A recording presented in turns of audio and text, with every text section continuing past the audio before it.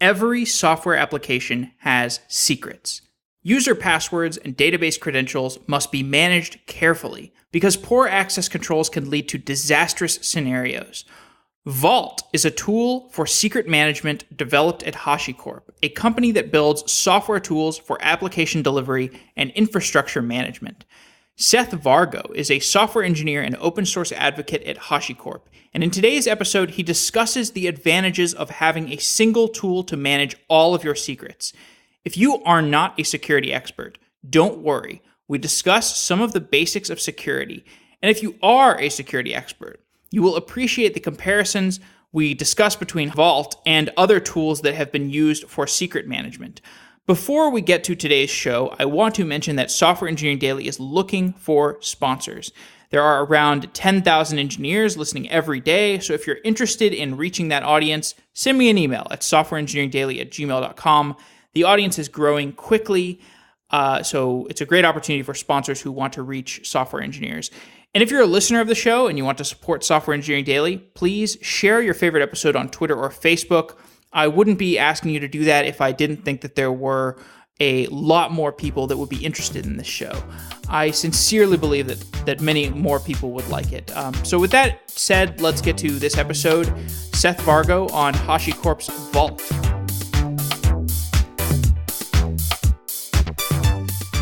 FreeCodeCamp is a free community for learning to program. Whenever I hear somebody say, I want to learn to code, but I have no idea where to start, I suggest that they check out FreeCodeCamp because it's a free community of over 300,000 developers learning to code together.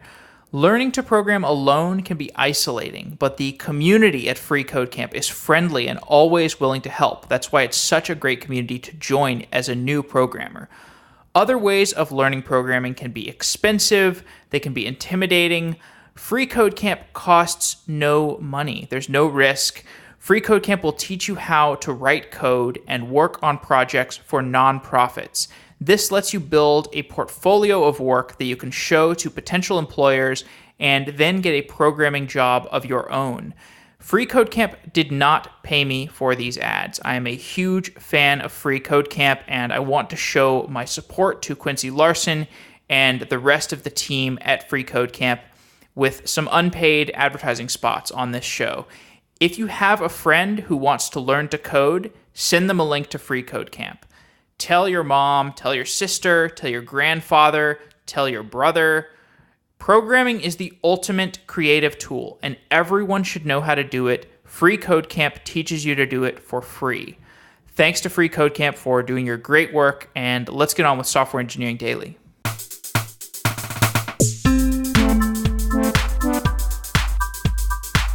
Seth Vargo is a software engineer and open source advocate with HashiCorp. Seth, welcome to Software Engineering Daily. Thanks, Jeff. Thanks for having me. Absolutely. So today we are talking about secret management, and we haven't done too many shows about this aspect of security. So I want to start from a fundamental level. What is a secret? So this is a great question, Jeff, and the answer is actually, it depends. So there are very obvious things that are secrets, things like social security numbers and passwords that we always think of as being secret or sensitive. But then there's other types of data like a phone number or a home address, where that data we don't traditionally think of as secret, but if it got in the wrong hands, depending on your industry or your business model, it could be devastating. You know, we look at the leaks that happened at LinkedIn and Ashley Madison, where hundreds of names and email addresses and phone numbers, millions of them, have been released, and we never considered that information to be secret. But now look at all the devastation that it's causing. So, part of it's an obvious decision, but then the other half of it is really a business decision of what data do you consider to be sensitive. So you're talking here about the difference between secret information and sensitive information, or maybe this exists somewhere along a gradient. How does the level of sensitivity, the level of secrecy change how we want to give access privileges on these different types of information? For sure. So the more sensitive the information, the more restricted that access should be. And we ultimately get to a point in an organization where we have to trade access and ACL permissions in favor of practicality and things like auditing and logging. So you can create a really tight lockdown system, but then nobody can access the data and it becomes useless at that point. Instead, we can rely on things like logging and less controlled ACLs, but more advanced logging to find out when the data has been accessed, use things like anomaly detection to identify whenever we think a data breach is occurring or has occurred, and then mitigate from there. You've referred to a set of problems that exist within what you call Secret Management 1.0. How would you describe this world of secret management 1.0? So when I talk about Secret Management 1.0, I refer to really a pre-Vault world. And there were a number of problems that you may be experiencing in your own organization. You have secret sprawl. So what I mean by that is you have secrets everywhere. Some are in a text file, some are maybe shared via a company Dropbox account. You might be using LastPass or 1Password, but ultimately it's all decentralized. There's no single source of truth for those secrets. And when somebody leaves the company, it's unclear what data they had access to, for how long they had access, and if they still retain that access. So if you imagine something very simple like an API key to some third-party service, how do you know that an engineer who left the company no longer has access to that service?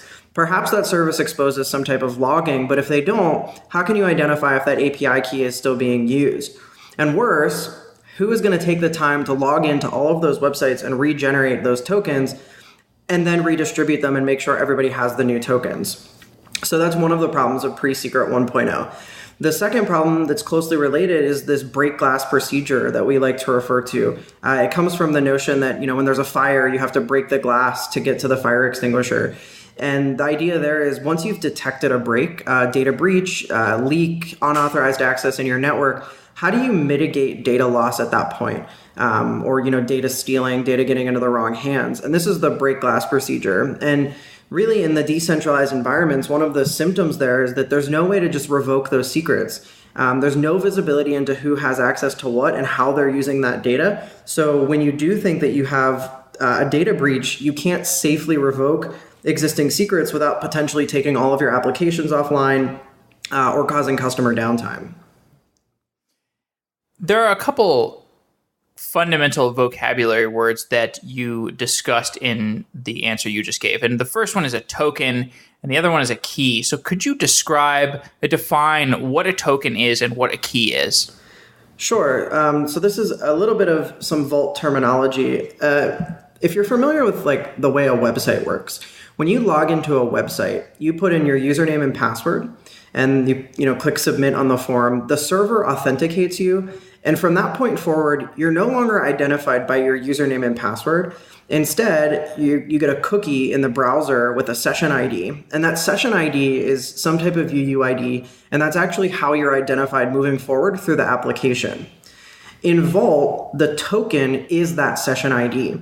It's the thing that is generated from machine or human supplied information to uniquely identify a user throughout the rest of the operations they perform in Vault. So any and all requests that happen to Vault are going to need a token, except the login operation itself. The authentication itself doesn't need a token because that's the process by which you acquire a token. And the other question you asked? What is a key? So a key could refer to a number of things. In Vault, we have this notion of protecting against both internal threats and external threats. So externally, Vault protects against outside attackers by using state-of-the-art encryption, AES 256. But we really care about protecting against internal threats as well. And what I mean by internal threats are rogue employees, people leaving the company, or just unauthorized access, where not every single developer should have root access to every single machine. Vault uses an algorithm called Shamir's secret sharing. And the idea behind Shamir's secret sharing is that you generate a key, which is an encryption key, and that encryption key is actually broken down into a number of shares.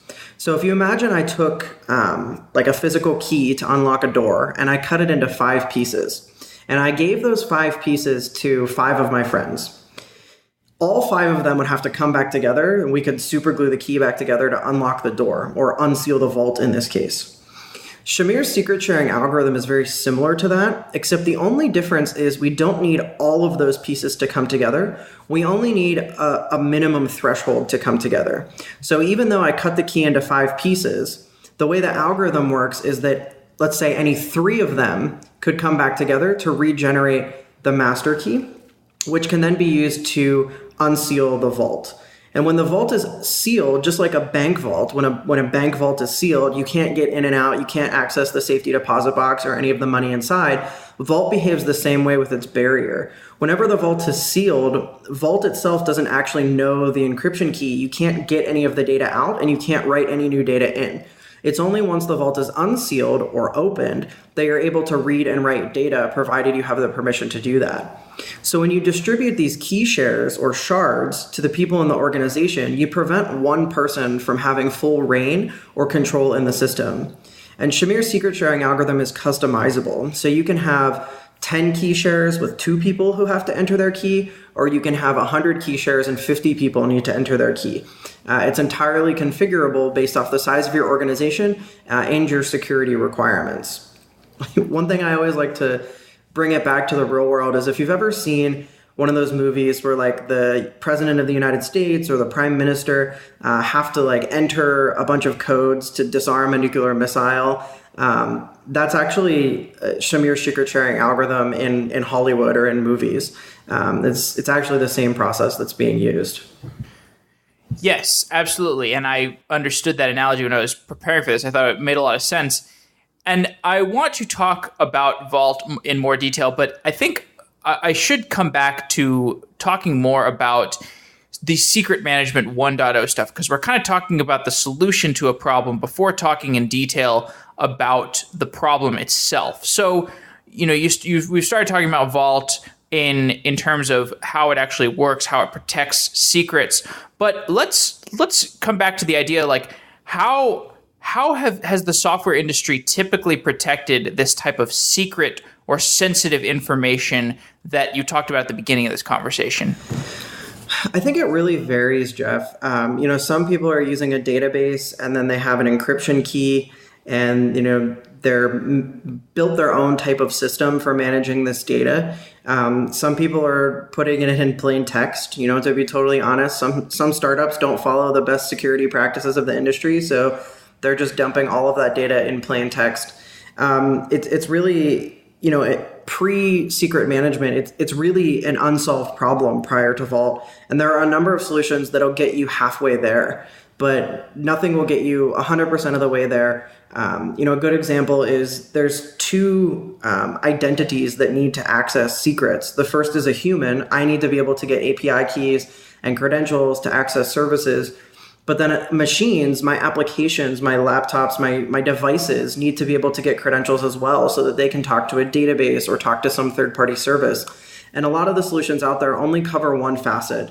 You have tools like LastPass and 1Password, which really solve that operator access or that human access really great. But then there's no way for a machine to get those secrets back out.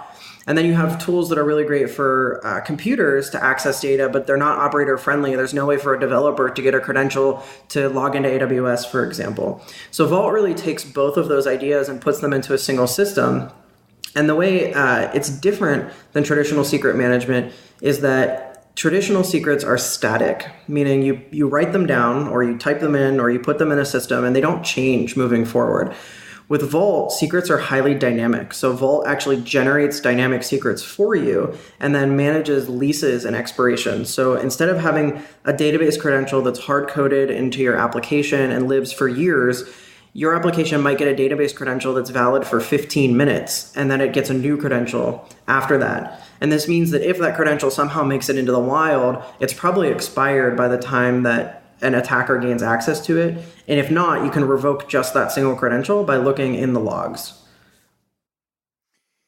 So it sounds like the main problem that Vault is solving is not necessarily the idea that there was no solution to secret management in the past. It's more that there was this big fragmentation of different ways to manage secrets, and Vault wanted to find a way to unify them into one tool. Would you say that's accurate? I don't think that was the original goal. I think we definitely solved that problem, but the goal was really to provide a single solution for secret management in an organization. So there are these configuration management tools like Chef or Puppet or Ansible or Salt, and you can use configuration management to give secret information out to your applications. Like if you have secret information stored in a database or on a text file or whatever, you can use these configuration management tools to kind of unify these different things and glue everything together. What is problematic about using configuration management to manage your secrets? I think there's two problems that we have to identify there. The first is that those systems aren't really designed to store secrets. So I know Chef has encrypted data bags. I know Puppet has encrypted Hyra. I'm not super familiar with Ansible and Salt solution, but really they're using one encryption key to encrypt all of the data. So if an attacker is able to brute force that encryption key or gain access to the Chef server or the Puppet master, they can brute force that and get access to all of the data regardless of permissions. There's no concept of ACLs or a permission-based model, so everybody has access or doesn't have access. The second and more problematic problem with the using configuration management is that it's simply not designed for that use case. So when you generate a secret, how do you get that secret into configuration management? So if we take Chef, for example, because it's the one I'm most familiar with, you can give Chef a database credential, but ultimately a human had to generate that database credential to put it in the encrypted data bag, to upload it to the Chef server so that the machines and the nodes would be able to have access to it. That means that that operator, the person who generated those credentials to put them in the data bag, knows those credentials. You have absolutely no visibility into that fact. He or she could write them down, store them in a note application, and then whenever they're ready to leave the company, they could go rogue and download all of your data, and you have no visibility into that operation. That secret is also valid forever. Vault's approach is a little bit different. Because configuration management tools run on some sort of interval, or if you're using the immutable infrastructure paradigm, they only run on the machine image creation. They don't run at runtime. They don't modify the machine or the image at runtime. Once those secrets are written, they're effectively static forever. Vault's approach is that these secrets are very short-lived. Even for things like SSL certificates, instead of having SSL certificates that live on for years and years and years, we can have SSL certificates that expire in minutes or hours, thus reducing the attack surface and the probability for a leak. And we can always revoke sooner if we think that we have a data breach. So another problem that you touched on that you're trying to solve with Vault, that Hashicorp is trying to solve with Vault, is that older systems have poorly defined break glass procedures. You touched on this a little bit earlier. What is a break glass procedure and why do these get applied? So a break glass procedure is ultimately the worst of the worst that can happen to your organization. It's like the equivalent of like the nuclear bomb for security people. It's this idea that you have a data breach, and however you've identified that is really on a per organization basis. But you've detected an intrusion on your network. You think that your data is being breached. How do you stop the hemorrhaging? How do you put out the fire? How do you prevent the fire from spreading further? And that break glass procedure in pre-Vault is really undefined. How do I revoke every single secret in my organization? How do I have visibility into who has what secrets and what is going to be the impact of me doing so? In Vault, we have a number of break glass procedures. One, you can seal the vault. That's kind of the nuclear option. That means that no requests are going to be served and all existing credentials are just going to be held. You can revoke credentials. So if you think that your database passwords have been compromised, you can revoke all database passwords. And other passwords in the system will continue to operate just fine, but your database passwords will all need to be regenerated, which Vault can handle for you. In a pre-Vault world, trying to identify that situation and then the cascading effects of performing those operations is really difficult because you don't have a centralized audit log and you don't have a good architecture to identify where these secrets are being used. So in order to solve these problems that we have been talking about, HashiCorp developed Vault, and we've kind of been poking around the edges of Vault, but could you give me a definition, wrap up what the product does, and what purposes it serves. Sure.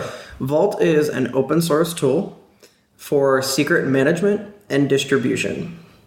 That's the TLDR for Vault. It has basically four main components or pillars, if you will. The first we already talked about a little bit is that internal and external threat model. The second is the dynamic secret or secret acquisition engine. And what I mean there, we can talk about this more, is that Vault can actually generate credentials for you. So it can generate database usernames and passwords or Amazon IAM credentials for you automatically based off of policy. It has a really state-of-the-art and unique to secret management system for leasing, renewal, and revoking secrets. So secrets in Vault are treated much like a DNS entry, if you will, where secrets have a TTL and they're only valid for that period of time. And after that TTL, you have to request new secrets. And then the last pillar is this really powerful auditing backend. And this is really important because secret management and security in general is about being, as forward and secure as possible. But at the end of the day, we can't possibly prevent against every single data breach. The NSA is always going to be smarter. So we have to find a way to identify these secrets and these breaches when they occur. And that's where the auditing backend really comes in. And every request and response in Vault is logged in that audit backend. And that enables you to quickly react and identify what's happening in the system. Vault gives me this secure way to store my secrets that you're talking about. Give me a simple example for how I would store a secret. Maybe it's you want to talk through a database password or a password to some internal web platform, whatever you think would be a good example of a secret that you would want to store with Vault. So let's take the simplest example that I like to use. Let's say you're a company and you have Wi-Fi, right? And you need to get the Wi-Fi code to everyone in the company so that when they're on site, they can access the internet. Vault has a number of secret backends, and one of those secret backends is the generic secret backend. And the way it behaves is just an encrypted key value store. So all you would do is you would start up a Vault server, and you would run vault write, which is the command to write a secret. And then the path that you would give it is completely up to you. So I, in this case, would do secret/Wi-Fi. And then I would say value equals, and I would paste in whatever value we've given to the company Wi-Fi access code. Then, when an employee wants access to the Wi-Fi, he or she would run a vault read, which is the read operation, with that same path, so secret/Wi-Fi, and they would get back the plain text value. So it behaves and feels a lot like you're working with Redis or Memcache. This particular backend does. But under the hood, all of that data is encrypted with the state-of-the-art encryption technology. So if an attacker were somehow in your building, they wouldn't be able to grab that data. They would have to brute force decrypt it, which would take a very long time with today's computers. So that's the simplest solution because that's a static secret. Vault also has dynamic secrets, which are secrets that change over time. So once we write that Wi-Fi password, it's good forever, unless somebody goes and manually changes it. Database credentials, on the other hand, have the ability to change dynamically. And what happens here is you give Vault root permissions or admin or whatever you want to call it to your database. So let's use Postgres as an example. You give Vault the credentials to the Postgres user, which is like the super user in Postgres. And then you tell Vault how to create a user. So you give it the SQL command that you want it to run whenever it creates a user. Vault will generate a username and password that have high entropy. It'll insert them into the database and then return you the username and password. And then after some configured lease period, maybe 15 minutes or a half an hour, Vault will revoke those credentials from the database, and it can generate new ones as well. So in this scenario, after an operator has configured Vault to talk to Postgres, a developer or an application can read from a path in Vault, like PostgreSQL, creds, and they can get a username and password that's good for connecting to the Postgres database, but only for a short period of time. And then after that time is up, they'll need to request new credentials or renew their existing credentials, just like a DHCP lease. And you can tell Vault to delete that user also, or did the credentials just get revoked? So in the break glass scenario, you can delete those credentials early. If you delete the lease, the associated secret with the lease is also deleted. So if we think that, let's just say Bill is a rogue employee, Bill got fired, we can revoke all of Bill's secrets very easily in Vault using the prefix revoke-prefix command. And that'll allow us to effectively revoke every credential that Bill has ever created in the system without going and logging into a million different services. And what if I just wanted to have a policy where every time I want to do database reads, I'm going to create a new user with some new high entropy user with a lease of 1 hour or 2 hours. And so what I'm wondering is if I can just make that request to Vault, like, hey, I want to access the database for an hour, and Vault will interface with Postgres to the degree where Vault literally makes the user in Postgres, and then once that hour-long lease is up, Vault will delete the user. I guess I'm trying to get at a sense of like, how much is Vault actually touching my other programs and interacting with them, doing creates and reads and stuff? Yeah, so that scenario you just described is exactly what would happen. You would make a request to Vault. That transaction, during that request, Vault would connect to Postgres. It would create the user. It would return that user to the requester, the person who issued the request. And then after the lease is expired, Vault will go into Postgres and delete that user. And one thing Vault does kind of as an additional security measure is if the backend supports it, which Postgres does, Vault will actually create the user with an expiration. So in Vault, there's this, in Postgres, there's this clause that you can pass when you create a user called valid until with a date or a timestamp. So when Vault creates a user in Postgres, it actually tells Postgres, hey, this user is only valid for an hour or 2 hours. Then if an attacker was able to take Vault offline somehow, the actual underlying system, Postgres, would still revoke the credential. Okay, I understand.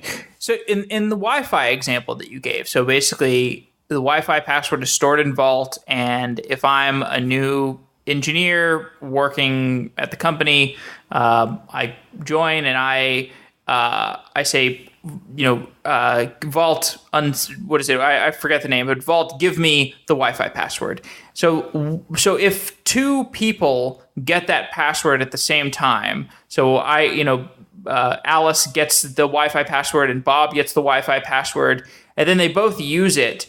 Does that, in some sense, like take away some of the auditability of Vault, or is that actually a problem? Maybe I'm just trying to like suss out the simpler example to make sure I understand this correctly. No, that's a great question, and I think maybe we skipped a step which might help answer that. So whenever you communicate with Vault, as I said earlier, you have to get a token. The same way that whenever you go onto like Facebook, you have to enter your username and password before you can perform any operations on the system. With Vault, in your scenario, both Alice and Bob would have to authenticate to Vault. And there's a number of ways they can do that, username and password, or we have like GitHub and LDAP. So let's just say LDAP, because let's pretend they work at a big company. So their manager has added them to LDAP. They have their LDAP credentials. They Vault auth with their LDAP credentials. That gives them back a token. And from that point forward, we've identified them by their LDAP credential. So in the audit log, we'll specifically see that Bob made a request to the Wi-Fi password and that Alice made a request to the Wi-Fi password.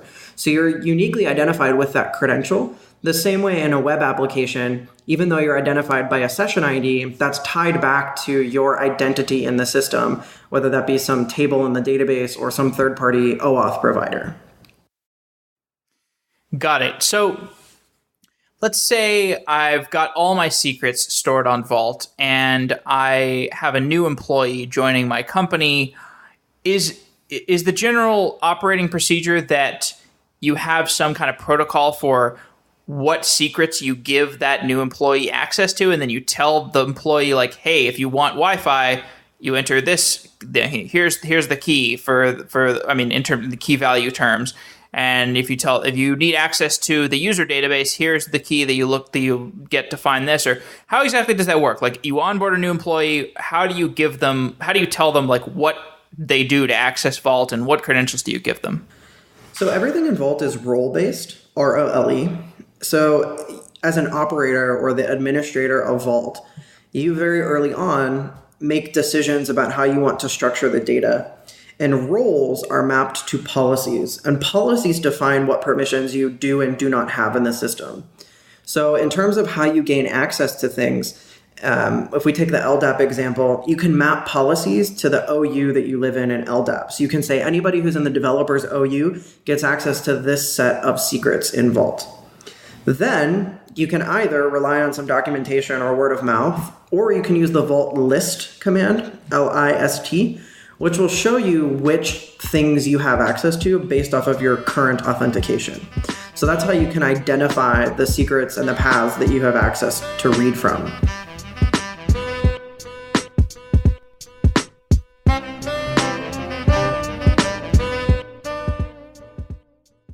Software engineers are always looking to automate their work. Software automation lets us get more done with the same number of resources.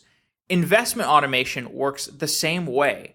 Wealthfront is an automated investment service that relies solely on software to acquire and manage client accounts. Traditional investment services have many humans in the loop, advising clients and taking fees. The problem with these older advisory services is that the advice that these services are applying is often so systematic that a computer could give the same answer, or an even better answer. Wealthfront takes a new approach with software-driven automated investment that provides better returns through software engineering. Go to wealthfront.com/SE daily to get a special offer for our listeners. $15,000 managed for free when you open your account. Don't pay commissions and account fees. Maximize your gains with Wealthfront's set it and forget it investment automation. Check out wealthfront.com/SE daily. It would support Software Engineering Daily, and it would also introduce you to the world of automated investment, so you can see if you like it or not. Wealthfront.com/SE daily. Thanks to Wealthfront for sponsoring the show. You've been a loyal sponsor, and we really appreciate it. Now let's get on with the show. What are the other advantages of this, having this unified interface to accessing our secrets? Because this seems like such a powerful, useful utility. So tell me some of the other advantages that I might not be thinking of. So for me, when you take security out of it, let's just pretend Vault isn't a security tool at all. The one thing I really love about Vault is that it provides a single API for me to talk to a whole bunch of things that I normally have a tough time remembering how to talk to. So I always forget the SQL command for creating a Postgres user or a MySQL user. It's like always a little bit different. Sometimes you need double quotes. Sometimes you need single quotes. In Vault, you can figure it once. You don't remember it anymore. Yeah, it's super secure, but I love the fact that I can say Vault read Postgres creds, and it gives me back credentials, and I don't have to think about that process. The same thing with generating AWS credentials. I don't have to log in to console.aws.amazon.com and click a whole bunch of buttons just to generate an AWS access key pair. I can just run Vault read AWS creds and get back AWS credentials. And to me, that's the coolest part of Vault, is that it provides an abstraction on top of really an infinite surface area of credential-based systems. So anything that I need to get a credential from, Vault could theoretically provide a secret backend for if it has an API. So any third-party service, databases, web applications, and some of the really cool things that you might not think about, like PKI or certificates, Vault can act as a certificate authority, or SSH. So internally, I don't have like a public-private key that gets installed on every server using Chef or Puppet. Instead, we use Vault SSH, which generates secure one-time passwords. So anytime I want access to a system, I Vault SSH into that system with my authentication. That's verified against the Vault server that I'm allowed to do that. It generates a secure one-time password, logs into Vault. That whole process is audited, as well as the operations that I performed during that session. And this way, we don't have to worry about distributing public and private keys, and you don't have to worry about dealing with configuration management of adding or removing those keys. This seems like such a useful tool. What are some similar tools that existed before Vault? That's a good question. So I already mentioned a few, particularly around the operator side of things or the human side of things. So you have tools like 1Password, LastPass, which are really geared towards, a pretty UI with a web interface designed for one or two people who are sharing passwords. We already talked about Chef and Puppet and how kind of they're different there. You have things that solve like a part of the problem. So Amazon, AWS, has this solution called KMS, Key Management System, where they provide encryption as a service, basically. They generate an encryption key. They manage the key rotation for you. Vault does that, and that's actually only one tiny little piece of Vault. It's called the transit backend in Vault, and that's where Vault can act as an encryption as a service type tool. There's a popular tool by Square, the credit card processing company, called Keywiz, Keywhiz. The primary difference between Keywiz and Vault is that Keywiz presents what's called a fuse file system, which makes Keywiz look like a series of folders on a machine. So it's more geared towards machines. And what happens is when you mount Keywiz, for lack of a better word, you get secrets that look like they're stored on disk, but they're really not. That's the way the fuse file system works. Because of this, it's not exactly operator friendly, and it doesn't have support for that like pluggable backend system where you can generate dynamic secrets. So it's still primarily a static storage secret engine.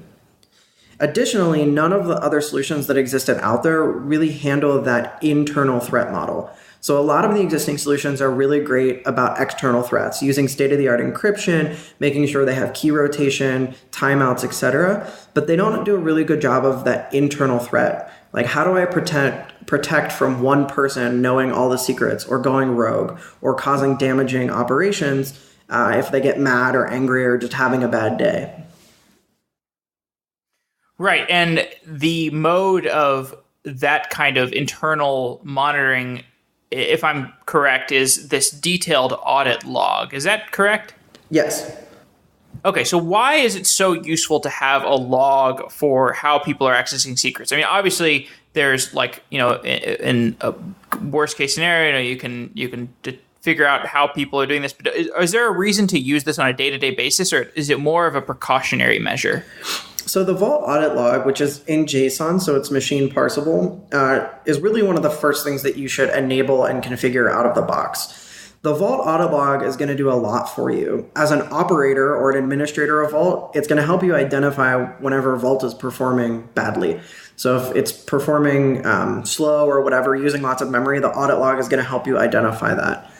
As a security expert, the audit log can be fed into some third-party system that does anomaly detection, something like Splunk or some third-party service that'll detect anomalies and use machine learning to identify abnormal patterns over time.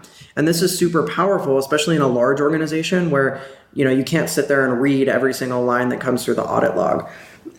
What's really helpful about the audit log is that if an unauthorized action takes place because of, a bad policy or, somebody made a typo, whatever it might be, you have a record of that, and you actually have a record of the secrets that it generated. They're SHA'd using an HMAC SHA, so you can't reverse engineer them, but it allows you to go through and revoke those secrets using what are called token accessors. So if somebody does make a mistake, you have a history of everything that's happened.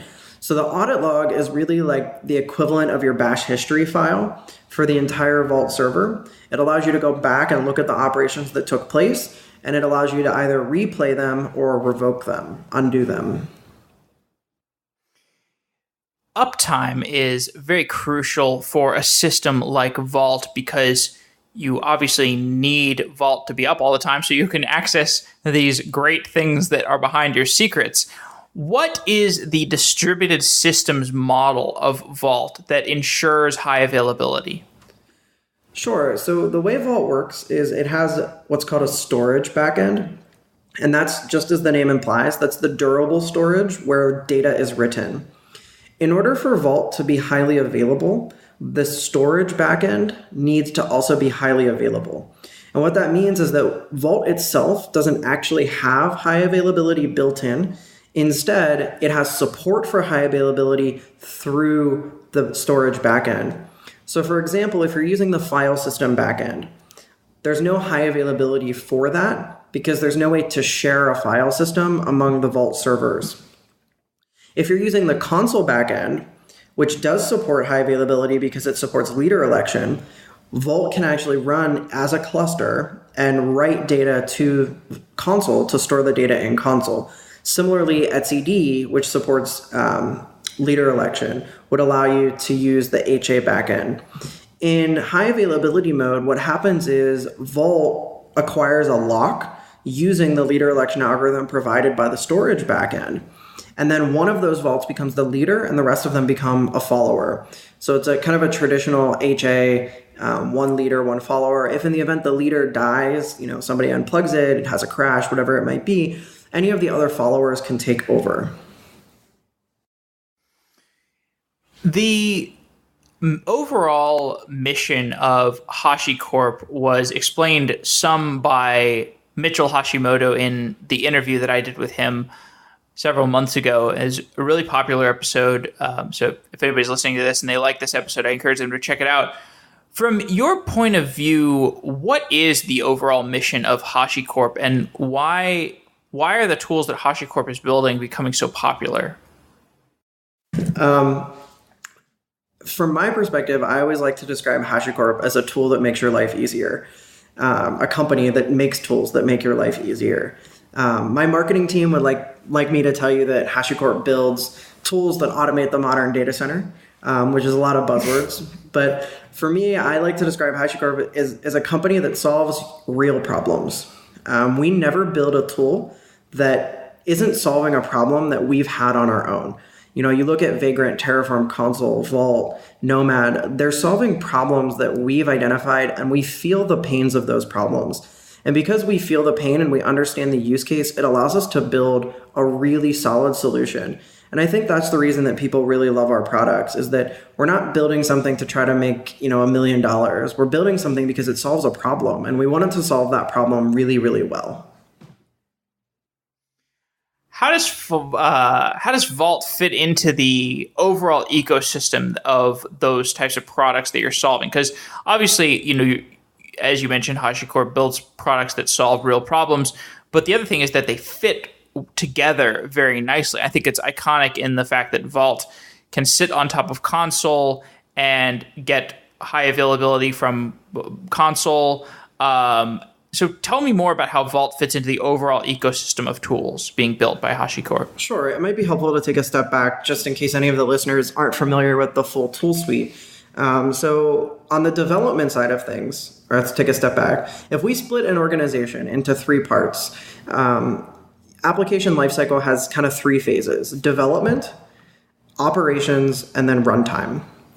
On the development side of things, we have Vagrant and Packer. So Vagrant is our open source tool for building automated development environments, uses VirtualBox or VMware under the hood, spins up a virtual environment so you don't mess up your local laptop. You can make them distributed, and using Packer, you can have them mirror production as well. On the operations side of things, we have Packer, which will help build automated machine images. It'll either push them into runtime using AMIs or DigitalOcean droplets, Google Compute images, or it'll push them into development using Vagrant boxes or VM images. On the runtime side of things, we actually have three tools: Terraform, which is our open source tool for managing and provisioning infrastructure; Consul, which is our distributed service discovery, health checking, and key value store; and then Nomad, which is our scheduler, similar to Kubernetes or Mesos. Those three tools make up runtime. So where does Vault fit in kind of that paradigm? Well, in development, you need access to secrets as a developer. I need API keys, I need database credentials, I need access to the staging environments, I need access to sample data, I need access to microservices, whatever it might be. During operations, we need a different kind of credential. So if we're building Amazon machine images with Packer, we need access keys in order to communicate with Amazon. Vault provides that to the operations team, but in an automated manner. So it connects with Packer to get those credentials. And then in runtime, we have secrets that we should only know at runtime as well. Things like database passwords or Vault SSH, which I described earlier, which would only be used at runtime. So if you were to kind of draw a picture, and Jeff, I can actually give you a diagram if you want to add this to the show notes. You have, Sure. First you have Vagrant, which is the development, and then if you read from left to right, you'll have Packer, and then you'll have the runtime tools, Terraform, Consul, and Nomad. And Vault really lives on the bottom there across all three pillars. It's really a horizontal tool because it's solving so many different problems in different ways. I understand. There have been some listeners who have asked about how distributed companies work, where the employees are all over the world, and HashiCorp is obviously an example of this. What are the pros and cons of being a distributed company? This is always my favorite question. So we are distributed across many time zones. I personally live in the East Coast, so I live in Pittsburgh. We have a large number of people who live on the West Coast, a lot of people in the Midwest, and then we also have some people who split their time between Europe and the United States. I think one of the most exciting things for me is that we have the ability to work from home or anywhere. I spend a lot of time on airplanes and I get a lot of work done when I'm not at home. And that flexibility is really cool to me. I think that allows us to recruit top talent because a lot of people don't want to pick up and move to go into an office every day. And giving them the ability to work from home, kind of set their own hours, work their own times, really helps to make sure that we're acquiring the absolute best engineers that are out there. I think one of the challenges with that are time zones and work times. Very early on as a company, we said, we don't want to have that startup mentality that you have to work 150 hours a week.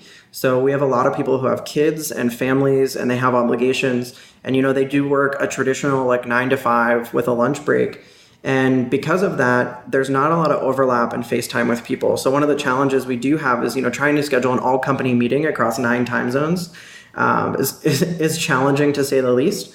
But, we make it work and, we record everything. We've gotten a lot better as we've grown about being asynchronous and making sure that communication is spread across the company and make sure that nothing is synchronous, meaning you don't have to be present to get information.